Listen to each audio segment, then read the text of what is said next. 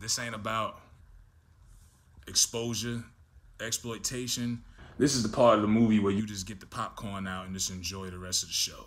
And I watch the layers just keep exploiting it. Everything, layer by layer, just keeps getting unraveled and exploited. Everything's getting exposed. We don't have to do no dirty work. So last week, people was on my son's ass. My son, the Democrat, he was out here looking like Jesse Jackson, running around scrambling in circles because people was like, yo, what's up with Mallory selling Cadillacs? And he just went on and said a bunch of nothing for like 15 minutes. Mushmouth said nothing. And then, you know, Tamika, like I say, with the Cadillac commercial, you know what I mean? They had the transgender in there, and they tried to slide that in with, you know, black women empowerment and all of this stuff. And now, Patrisse Cullors, this is one of the original 3 founders of Black Lives Matter, and she out here buying mansions. I mean, some people say, what's wrong with that? What's wrong with buying property and land? When you got an organization that's supposed to be for the people, by the people, and you haven't done anything for the people other than notoriety, just something's wrong with that. You know what I mean? Something's wrong with that. She's bought in 4 homes. By the way, another Democrat owns 4 homes. His name is Bernie Sanders. These people try to relate to the poor black people in the communities and ghettos, and they go to their homes where there's no black people, up in the hills and the mansions. She bought a house in Topanga Canyon, California. 0.4 black people live in that community. You know what I mean? She out here, and this is, like I say, they raised 90 million. Supposedly is more than 90 million. That's just the number that they're giving to the public. I've heard as far as they might have 1 billion, 11 billion. You know what I mean? They don't list the donors, all of the donors, where they've gotten all this money from. They found ways to ignore the parents who are calling them out. Mike Brown's father called them out. Tamir Rice's mother claims she's homeless. You know what I mean? Like, oh, she was at one point. And they're not even acknowledging this stuff. Like, Tamika Mallory will go on her podcast and she'll say a bunch of gibberish, politically correct talk, nothing. You know, and speaking of parents, okay, Minnesota, they was just out there last week because of the George Floyd, Derek Chauvin trial. Al Sharpton was on Instagram in his private jet. You know what I mean? He flew his private jet out there and was like, yeah, we gonna kneel for 8 minutes and such and such seconds because that's what they did to George Floyd. Every time you turn around, there's all these, they keep coming up with all these medical excuses for why George Floyd died, and that's not looking too good.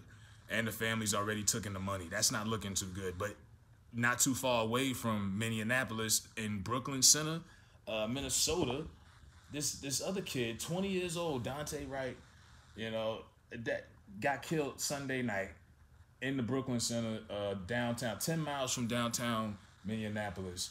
And it was a riot out there. All of this, like, they're not showing a lot of this stuff on the news right now because they want to focus on, you know, what happened last year and COVID vaccines and stuff. But yeah, now you got another situation on your hands, another one, and that's not even including if they let Derek Chauvin get off. This shit is about to burn to the ground.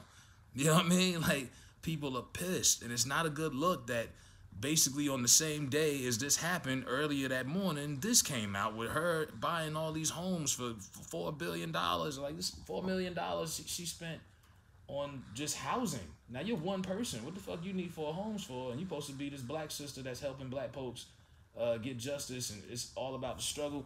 Like I say, I just want to see these people actually have a real conversation with somebody and really be honest about what they're doing. This is about the bag. Civil rights is about business. It's been about business for a long time. And when you got people like Messy Jesse, Reverend Al with the slick back and the comb, this is what these people do, man. It's all about that money. You know what I mean? They're not coming out for nothing else. This is not about what's right.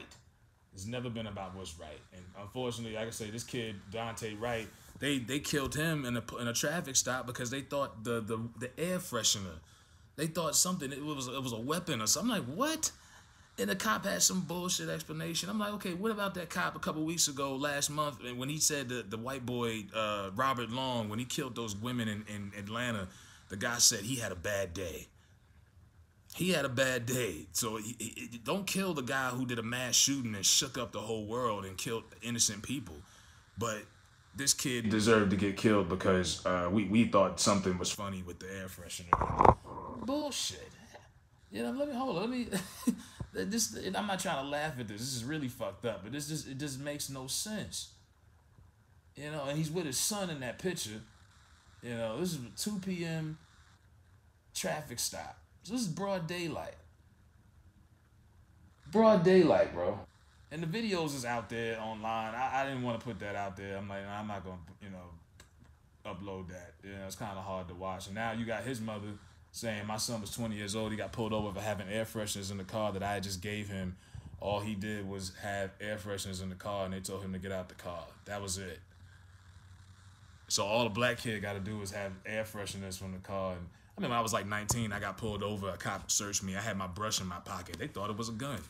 You know what I mean? Like, it's the way they look at us like we're like supernatural forces of evil or something. You gotta, yeah.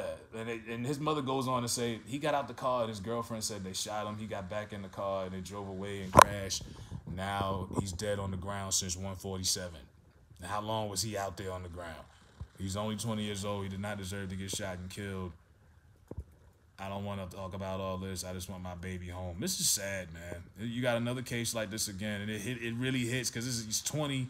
You see that picture of him and his child, and they just the excuses that they have is ridiculous. But Jake Long or whatever, he had a bad day. Man, this is where we at with this shit. So